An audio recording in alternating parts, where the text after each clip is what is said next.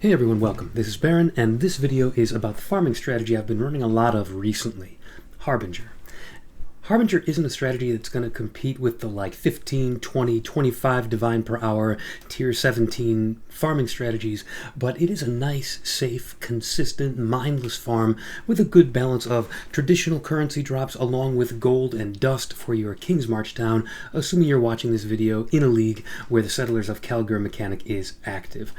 So the video title may seem a little clickbaity, but I will explain why this strategy can have variable profit depending on how you capitalize on it.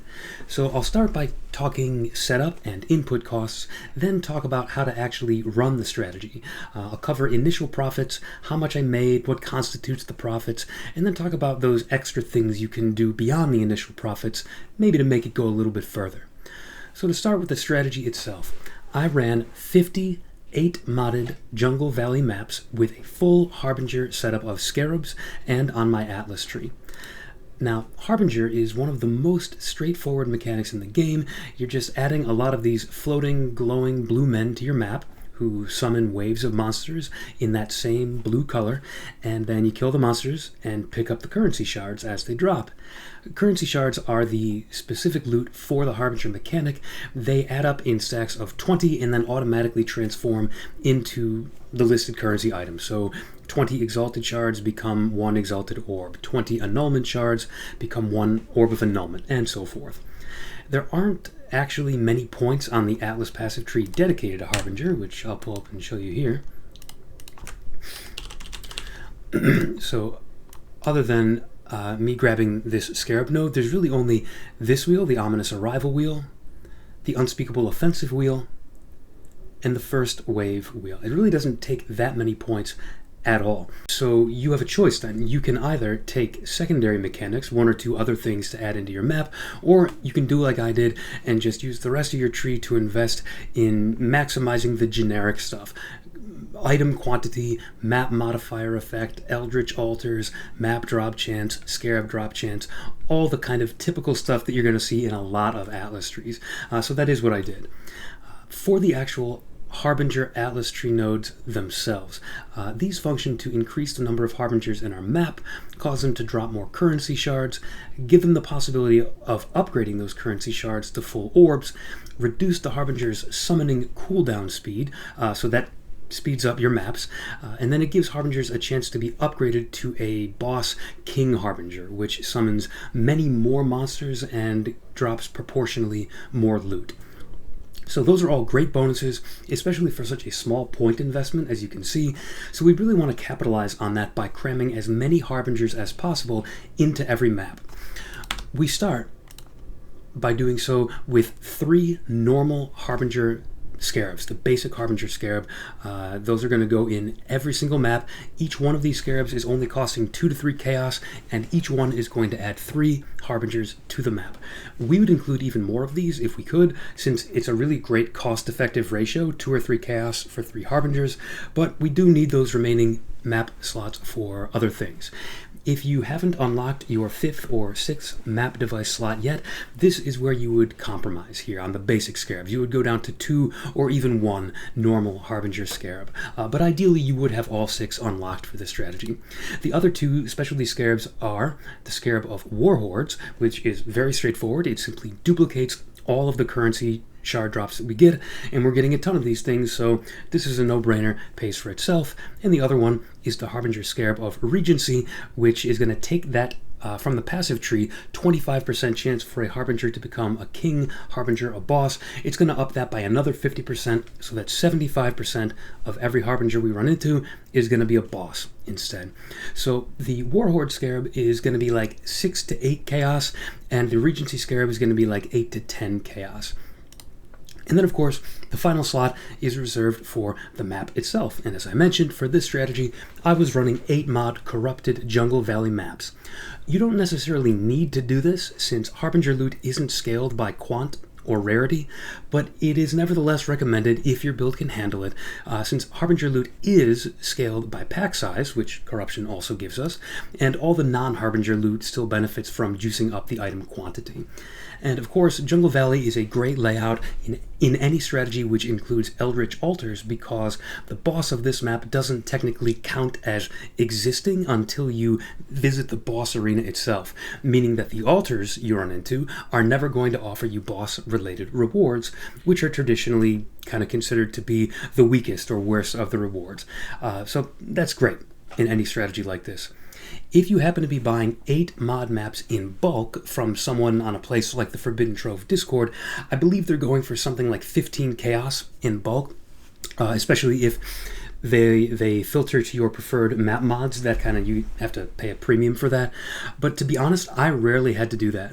I'm going to call the cost 15 chaos in the calculation, just to be conservative, just to be fair, but in reality I was typically paying far less by self-farming most of them in T17 maps with a Scarab setup of 1 cartography of Escalation, 1 cartography of Corruption, and 3 cartography Scarab of Multitudes. Between occasionally doing that, like 1 map every once in a while, and then also corrupting all of the normal Jungle Valley maps that I found while running the main strategy, I was able to get the vast majority of the 8 mod corrupted maps that I needed at a much lower effective cost than the 15C that I'm going to be marking it down as. But let's call it 15 chaos. You know, if you can't run T17s, or if you just don't feel like doing it, if you want to get your maps quickly and easily, we'll call it 15C. So we're going to round out that cost by paying another 4C at the map device to add 2 additional Harbingers. And you know, this is not quite as good a ratio, paying 4C for 2 as we get from the Scarab, paying 2 to 3C for 3, but nevertheless, we pay this cost gladly. We just want to take as much advantage as possible of the Warhordes, the Regency, and the cost of the map itself. So we're more than happy to pay another 4 chaos on the map device. So if you're keeping score, that means that we've spent 8 to 9C for the normal Harbinger Scarabs, 7 to 8 for the Warhordes, 9 to 10 for the Regency, 4 for the map device, and around 15 for the map itself, bringing us to approximately 45 chaos per map entry cost. And what that gets us is somewhere around 13 Harbingers in the map with a chance for more. We double all their shard drops. We turn 75% of them into King Harbingers. We make them drop more shards with the Atlas Tree, and we have a chance to upgrade those shards into full currency orbs. We also, of course, as I mentioned, have that increased cooldown so that the Harbingers are summoning in their mobs faster. We can run the maps faster. So on top of that, as I mentioned, I use the remaining Atlas tree points for the very generic item quantity map mod effect. I'm going to put this, a link to this in the description of the video, but just to describe again, Scarab drop chance, pretty typical stuff that you would expect from a generic Atlas tree. And so that's the strategy. How did it actually go? Pretty well. That's why we're making a video about it. Like I said, it's nothing to knock your socks off, but for a safe, mindless farming strategy, it went pretty well. Running the maps is extremely straightforward. You enter the map, you kill the Harbingers, you leave, and then every 12 maps, you go into the boss arena and kill the boss to make sure that you get those Eldritch invites, which do contribute to the profit. The only kind of like strategy, like gameplay strategy per se, moment to moment, while killing the Harbingers, is consider bouncing back and forth between Harbinger packs, just like while one has a couple seconds of downtime summoning in their mobs, run over here to the other side of the screen, kill a mob that has fully spawned in, and then by the time that's done, you go back to the mob that was spawning in and you kill them. It's not like you're not going to get a ton of time savings on that, but if you're looking for a way to kind of eke out a little bit more time, that's a way that you can do it. So the 50 maps that I ran, it took over 4 hours to do. I was averaging around 5 minutes per map. And let's keep in mind, Harbinger is a strategy because of that spawn-in time that we talked about. It has an upper limit to how fast you can go. It does take time for them to summon in, but with that said, you could certainly be going faster than the 5 minutes per map that it was taking me if you had a better, zoomier, higher DPS build, or if it was being piloted by somebody who's better at it than me. So over that time, over that 4 point something hours, I grossed 45 divines in large sellable profit. So we're totally excluding anything that, like little small onesie twosie stuff. Anything that would be less than 20 or 30 chaos, I'm not even including in the profit. So you can see what I'm going to pop up on the screen now. The vast majority of the profit came from the Harbinger loot itself. I averaged just under 2 Ancient Orbs and just over 2 Annulment Orbs per map. So those are kind of your constant, low-level, reliable profits you're going to get all the time. Then around 1/5 of an Exalt per map, though in practice I was seeing Exalted Shards every 2 or 3 maps, just not many of them. So that on average you would get a full Exalted Orb around every 5 maps. And then the real heavy hitter, the dopamine trigger, if you will, is the fracturing shards. So you can go as few as 2 maps or as many as 15 between seeing fracturing shards drop, but they drop in stacks of 2, 4, 6, or even 8, which means that when you see them drop, on average, you're probably looking at about a divine orb worth of stuff on the ground. The math worked out so that they wound up averaging just under 1 fracturing shard per map, and it constituted a large amount of the profit. Just as a note, based on some previous numbers I recorded earlier in the league, I think that average of just under 1 fracturing shard per map is actually a little low. I think you could expect to do a little bit more than that, but this was the strategy, this was the experiment, and so that's what we're marking it down as. So none of the fracturing orbs, the 2 fracturing orbs that I got, were the result of the shard upgrading to the full orb. I just found 46 shards naturally, the old-fashioned way. So theoretically, with this strategy, you may know you could theoretically also be dropping mirror shards or even mirrors of Calandra, but that is vanishingly rare. I didn't, for instance, over these 50 maps, nor the 50 maps that I ran before that. You don't run this strategy expecting to find mirrors or mirror shards. It's just kind of a nice little psychological bonus to the strategy that they are out there. The possibility is out there that you could have a 60+ divine drop and kind of make your whole week. Now, other than the Harbinger currency for profits, I got a bunch of Eldritch currency, Scarabs, some T17 maps, and a smattering of Divines and a Valdo's puzzle box to kind of round out the profits. In fact, statistically, again, my T17 map drop luck was pretty bad. So I did the math on what I kind of should have gotten based on the number of other maps that I dropped, and I should have found something like double the number of T17 maps that I dropped. I'm not going to fudge that number for the calculation, but just keep in mind that you may have much better luck than I do with this strategy. If you find even an average number of T17 maps, never mind an above average number, you're going to make noticeably more profit per hour than I did. And what was that profit per hour? Well, once we subtract that 45 chaos per map, it wound up being around 6.5 divines per hour. But as I mentioned at the beginning of the video, I did do a couple things to maximize my currency gains, kind of tweak things a little bit. So first, as you know, I chose this strategy in part because it gave a reasonable amount of gold for Kingsmarch. I used that gold to keep the town running, notably including map runners. I had all 3 map runners going at the same time. It was very easy to feed them the 8 mod maps that I couldn't run, and I never ran out of them. I just didn't have the map runners going when I wasn't going. Like if I logged off for the night, they were done too. So they actually wound up adding more than 2 divines per hour profit to the main strategy, which is not nothing.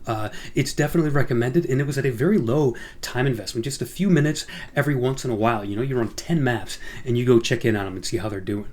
It's really not a lot of time investment, and the returns are definitely there. The other thing that I did was to take all the crappy scarabs that I had, both from my main strategy and from the mappers, and anything that was worth less than a chaos, those 0.7, 0.8 chaos per scarab ones, I'm not going to sell those. It's going to be a total hassle to sell those on trade, and it's going to be way more gold than it's worth to sell them on the currency exchange. So what do? I vendor them, and I fish for better things, and that also ended up adding almost a divine per hour profit for just a couple extra minutes throwing scarabs into the vendor. Got an extra ambush scarab of containment that way, got a bunch of other good extra scarabs, so that's definitely something that I recommend as well. With those 2 things, that 6.5 divine per hour profit ended up being over 10 instead, so definitely recommend. The last thing to mention that I did, which I'm not going to include in my overall profit number, but it feels equally wrong not to mention it, to ignore it entirely, is that I am sending the approximately weekly shipments with Tujin to Rippenfell with that 50 million value in crops and dust. What you're doing is you're basically fishing for mirror shards and then to a lesser extent divine orbs and power runes, and the public has been accumulating data on this, hundreds of shipments sent, and it looks like on average it's around 2.5 mirror shards that you're getting returned from this. And my own experience bears that out. In my first shipment, I low rolled, I got 0 mirror shards. Disappointing, but that's just the way it goes. My second shipment, I got 4 mirror shards. So I'm pretty much bang on average if the average is around 2.5. So I feel pretty good about that. And again, it kind of feels silly not to include the fact that I was getting over 100 extra divines per week on average from this thing that I'm getting, the gold and dust, explicitly because of the strategy that I chose.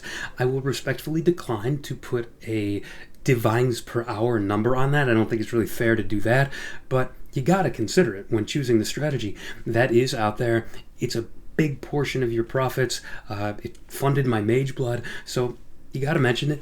And yeah, it's respectable. And I think overall, the strategy, not just that part, but just the whole Harbinger strategy is a lot of fun. It's chill if you need something to kind of zone out and blast.